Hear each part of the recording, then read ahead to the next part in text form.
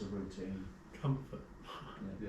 You need this for the flying, not for operating instrumentation, working out how to put rig, de-rig, get the trailer together. So instrumentation is critical. If you just put a new instrument in the glider, you're going to do well.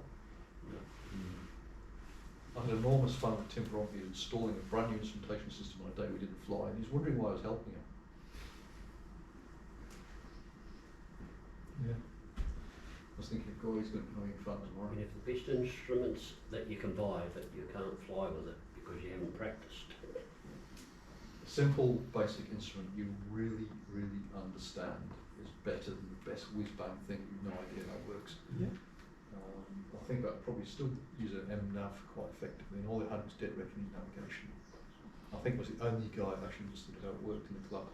It was pretty simple, but yeah, it's quite devastating when you knew how to use it. Yeah, practice, keep it simple. If you don't understand it, don't have it. And don't install it the day before the competition, or during the competition, even worse. Rigging and de-rigging, yeah, if you see what was the way I used to fly? K8? Yeah. Okay. Yeah. It's funny watching, he turned up at the competition with that. First day out, there's a lot of people turned up to help him rig. Never again, because that was you ruined for the whole day, because it took so long to rig that glider, the rest of us running like, and we were panicking trying to get on the aircraft ready. And then the next day when he turns up late and asks for a rig, only the real diehards, you know. I remember helping rig PW, what's the two-seater? PW six, two people, and we'd already gridded. Yeah, so damaging a glider when you're rigging it, dropping wings, breaking things. Music comp. So practice your rigging, de-rigging. If you can't do it with two people, you need to think again, to be honest. I'll let you off, it's a two-seater, but if your glider has got stands, supports, and you need more than two people, if you landed out somewhere and we're struggling to get everybody back because everybody's landed out, yeah, there's very few people to go around. So if you need that extra person to go, oh, we haven't got anybody spare, you could be in the field a long time. And it needs to be done, you need to do it before briefing, quickly, efficiently. Especially if there's like 16 people all jamming you in, that's good. Really good. It's good to think ahead in this way, that you say something will go wrong, that you plan in a way that you say, I actually will have an hour or a half. Yeah, I mean, I'm usually up pretty early. I don't wait for the official breakfast. I'll sort myself out because I want to get going a bit early. I don't want to be sitting there talking for a bit. Get the glider clean, water baths in, get it de-eyed, even before the briefing. Some people leave it till after briefing, but it's too stressful for me leaving it till last minute. It's too stressful. Yeah. So I just get You going. sweat up, then you're not in good shape. Equipment, more about equipment management.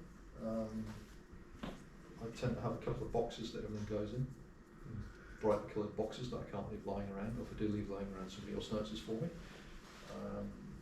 So I've just got a bright red box, all my batteries, charging equipment, everything gets dumped in the end of the flight, and then I take that box to the charging area. So the chances of leaving something behind or forgetting about it are quite small. If you leave your battery in the glider at night and forget to charge it, or you put your locker down on a fence post and walked off and it rained that night, whoops. So be methodical, have a place for everything, or at least a system for everything, and just stick with it. It becomes habit. If you're pretty random, and I'm a pretty random person, I'm really bad at putting stuff down randomly, forgetting about it and leaving it. So I have to force myself to be like that. Other people do it naturally. But yeah, if you've lost your logger or battery charger or something, it's really welcome. At least it's a sudden dash into Tampa town centre to go and buy something. At worst, you won't be able to get it. Comfort. It's pilot. Wasn't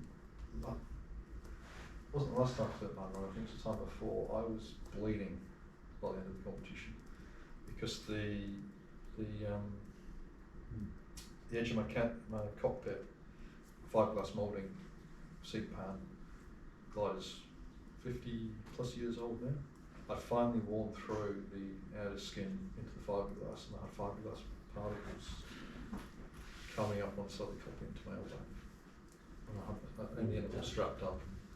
But yeah, the first time that happened, it was very, very painful. So I did not need that, to be honest. Seat cushions. You getting cramp, or your parachutes pressing on your spine for 5 hours. It's not going to help with the pilot focus and concentration. So get all that stuff sorted out before the competition. Go and spend 6 hours sitting in your glider in the garage. That'll let you know where the comfortable bits are. Sheepskins. 2 weeks of flying. I've been in competitions where we've flown every day continuously. In the end, everybody's gone, enough's enough. We've had a rest day, and it's been epic conditions. But everybody has been glad of the rest, because I don't think it's a glider pilot on the planet can go 2 weeks constant flying. It's just it takes too much out of you. If your glider's uncomfortable, it's going to take a lot out of you. It's actually an important point. Know what you need to eat. You have a different habit of eating, everybody, so your diet. What are you using as a diet during the flight? Do you need a proper? Again, water do you need? a little bit off topic. So that's again, I'd say that's like competition performance. Yeah. So all this stuff. Yeah. Again, I'm going to mention the logger again, but also same with your whatever you're using. You need to use it correctly. You need to program it correctly. Understand what all the options mean. Yeah. This one. Do you know the XC saw and the S80? If I've got a classic final glide, they'll be computing about 800 feet difference between the two for a Libelle. Which one's right?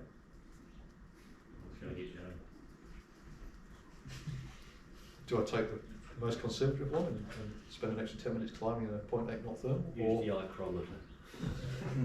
Yeah. Well, you could practice in advance. Oh, there you go. And calibrate it. Yeah. So I've actually got. I haven't got the standard polar on my S80. I've got one I played with and adjusted slightly, and it is absolutely spot on now for my glider. So I've actually calibrated this into the glider. Worth spending a little bit of time doing a few final glides and just making sure you're comfortable with the way it performs.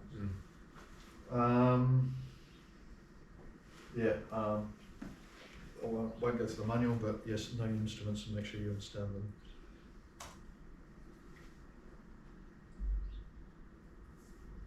Hit it hard. Oh, look at that. Who's had that in flight? Never had. I don't know, standard blue screen of death. I've had my PDA do that to me. Yeah. So that runs on Windows. Okay. That's a cut and paste job.